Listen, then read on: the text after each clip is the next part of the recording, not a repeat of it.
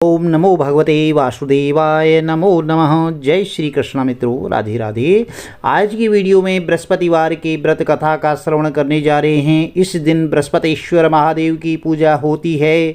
दिन में एक समय ही भोजन करें, पीले वस्त्र धारण करें, पीले पुष्पों को धारण करें।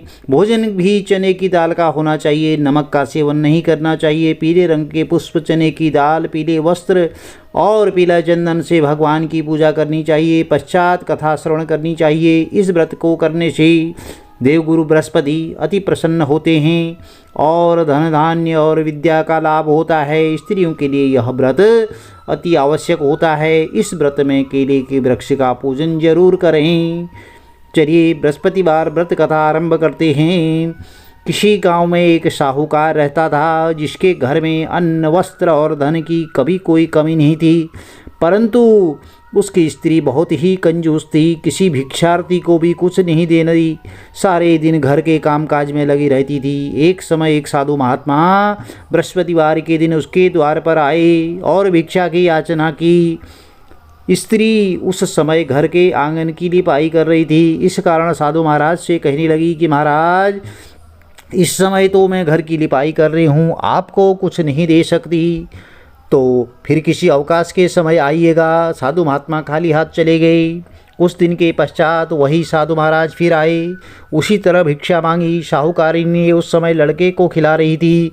कहने लगी कि हे महाराज, मैं क्या करूं, अवकाश नहीं है, इसलिए आपको भिक्षा नहीं दे सकती। तीसरी बार महात्मा जी आए तो उसने उन्हें उसी तरह टालना चाहा, परंतु महात्मा जी कहने लगे, यदि तुमको बिल्कुल ही अवकाश हो जाए तो मुझको क्या भिक्षा दोगी? तो साहूकारनी कहने लगी, हाँ महाराज, यदि ऐसा हो जाए तो आपकी बड़ी ही कृपा होगी। साधु महात्मा जी कहने लगे कि अच्छा, मैं एक उपाय बताता हूँ। तुम बृहस्पतिवार को दिन चढ़ने पर उठो और सारे घर में झाड़ू लगा करके कूड़ा एक कोने में जमा करके रख दो। घर में चौका इत्यादि मत लगाओ। फिर स्नान आदि करके घर वालों से कह दो कि उस दिन सब हजामत अवश्य बनवाएं। रसोई बना करके चूल्हे को पीछे रखा करो, सामने कभी मत रखना। सायंकाल को अंधेरा हो जाने के बाद दीपक जलाया करो और बृहस्पतिवार को पीले वस्त्र मत धारण करना, ना ही पीले रंग की चीज़ों को भोजन करना।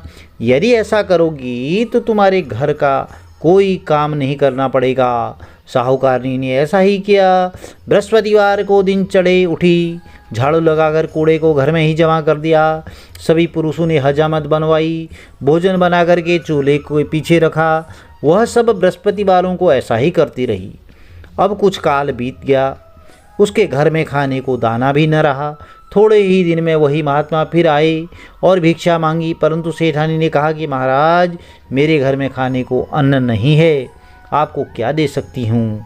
तो तब महात्मा जी बोले कि जब तुम्हारे घर में सब कुछ था तो तब भी तुम कुछ नहीं देती थी। अब पूरा का पूरा अवकाश है, तब भी तुम कुछ नहीं दे रही हो, तो तुम क्या चाहती हो वह कहो। तब सेठानी ने हाथ जोड़ करके प्रार्थना की कि हे महाराज, अब कोई ऐसा उपाय बताओ कि मेरे पहले जैसा धन धान्य हो जाए। अब मैं प्रतिज्ञा करती हूँ कि अवश्य में जैसा आप कहेंगे वैसा ही करूँगी। तब महात्मा जी ने कहा, बृहस्पतिवार को प्रातः काल उठ करके स्नान आदि से निवृत्त होकर के घर को गौ के गोबर से लिपाई करो और सभी घर के पुरुष हजामत न बनवाएं। भूखे लोगों को, गरीब लोगों को, जो निर्धन हैं, उन्हें अन्न जल देती रहा करो। ठीक सायंकाल दीपक जलाओ।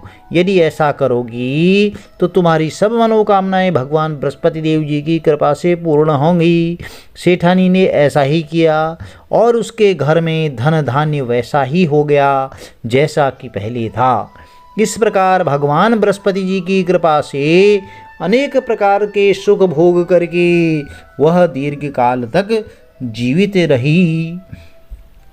प्रिय भक्तजनों, बृहस्पतिवार के ही दिन सुनी जाने वाली एक दूसरी कथा भी प्रचलित है। चलिए कथा का श्रवण करते हैं। एक दिन इंद्र बड़े अहंकार से अपने सिंहासन पर बैठे थे और बहुत से देवता, ऋषि, गंधर्व, किन्नर आदि सभा में उपस्थित थे। जिस समय बृहस्पति देव वहाँ आए तो सबके सब उनके सम्मान के लिए खड़े हो गए, परंतु देवराज इंद्र गर्व के मारे खड़ा न हुआ। यद्यपि वह सदैव उनका आदर किया करता था। तो बृहस्पति जी अपना अनादर समझते हुए वहाँ से उठकर चले गए। तब इंद्र को बड़ा शोक हुआ कि देखो, मैंने गुरुजी का अनादर कर दिया, मुझसे बड़ी भारी भूल हो गई। तो गुरुजी के आशीर्वाद से मुझको यह वैभव मिला है, उनके क्रोध से यह सब नष्ट हो जाएगा, इसलिए उनके पास जाकर के उनसे क्षमा मांगनी चाहिए, जिससे उनका क्रोध शांत हो जाए और मेरा कल्याण होए। ऐसा विचार करके वह उनके स्थान पर गए। और जब बृहस्पति जी ने अपना योग बल से यह जान लिया कि इंद्र क्षमा मांगने के लिए यहाँ पर आ रहा है, तब क्रोधवश उसे भेंट करना उचित न समझकर अंतर ध्यान हो गई। जब इंद्र ने बृहस्पति जी को घर पर न देखा, तब निराश होकर के लौट आए। जब दैत्यों के राजा वृषवर्मा को यह समाचार विदित हुआ, तो उसने अपने गुरु शुक्राचार्य की आज्ञा से इंद्रपुरी को चारों तरफ से घेर लिया। गुरु की कृपा न होने के कारण देवता हारने व मार खाने लगे। तब उन्होंने ब्रह्मा जी को विनयपूर्वक सब वृत्तांत सुनाया और कहा कि महाराज, दैत्यों से किसी प्रकार बचाइए। तब ब्रह्मा जी कहने लगे कि तुमने बड़ा अपराध किया है, जो देवगुरु को क्रोधित कर दिया। अब तुम्हारा कल्याण इसी में हो सकता है।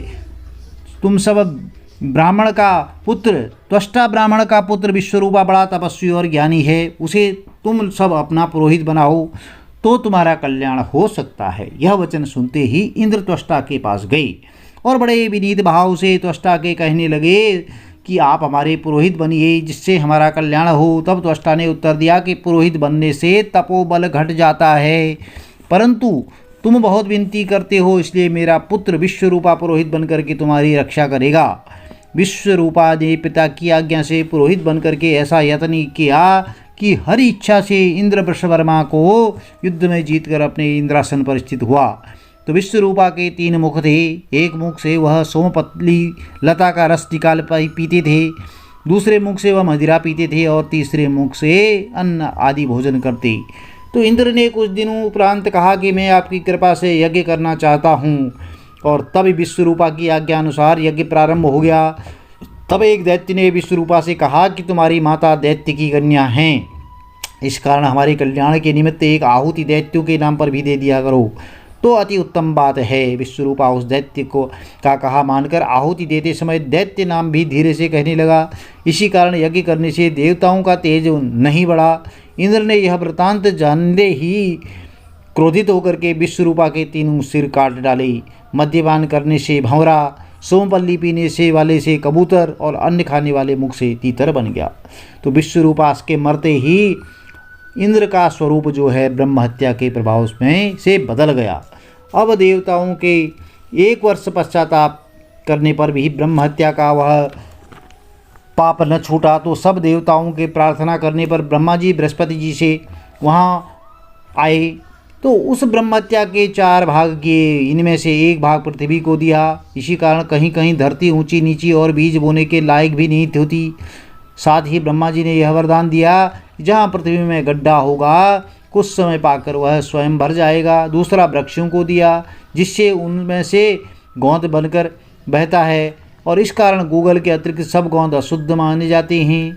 वृक्षों को यह वरदान दिया कि ऊपर से सूख जाने पर जड़ फिर टूट जाती है। और तीसरा भाग स्त्रियों को दिया।